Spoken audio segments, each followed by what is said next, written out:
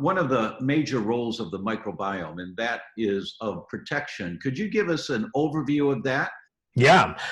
So really, really awesome topic to start biting into. And I think, we cannot overstate the importance of that, understanding that our genes really don't change a whole lot. That means our genes today that exist within our cells that code for everything that they code are the same genes that humans hundreds of thousands of years ago, even up to a couple million years ago, were utilizing to function in that environment. And the adaptations that we've acquired from that time up to now aren't really reflected in our own genes. They're reflected in other gene pools within our system, most of which are contained within the microbiome. Right? I mean, most people, I think, have probably heard that the genetic difference between a human and a chimpanzee is minuscule. It's just a couple of percent difference in our genetic, and yet we're so different as a species in so many different ways. So the vast majority of our functionality on a day-to-day basis, the things that make us human, the defense mechanisms that we have, are contained within this massive gene pool that exists within our microbiome. The estimates are around 150 times more genetic material in our microbiome than there is human DNA in our system. That's really important for everyone to understand. Yet we're geeking out a little bit, but yes, it makes so much sense in terms of how to protect yourself and your family.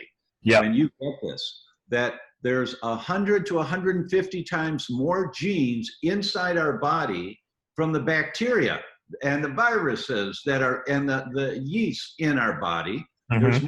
There's 150 times more genes of those guys than there is of the human genes. Exactly. It's mind-boggling when you think about it. And some of the estimates are that more than 90% of all of the metabolic and biochemical functions that occur in our body are coded for by those genes, not by our own.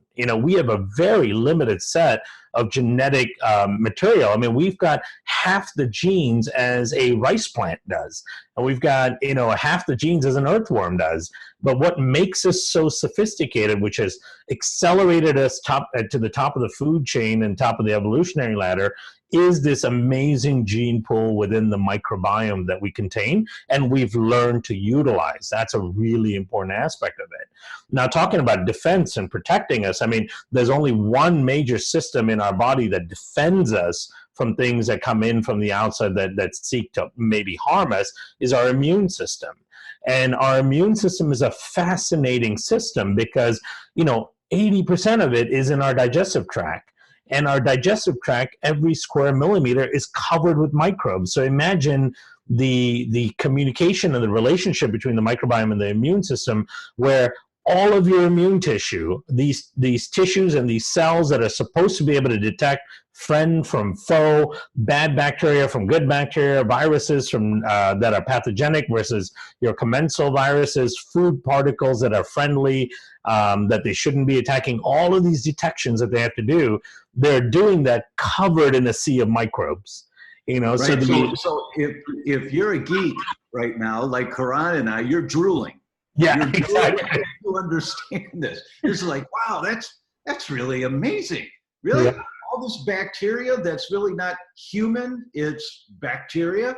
The genes in that bacteria work together to protect us. 70 to 80% of the entire immune system is all of this environment inside our gut. When you get that, then you understand how important it is to have great microbiome, the diversity of the microbiome.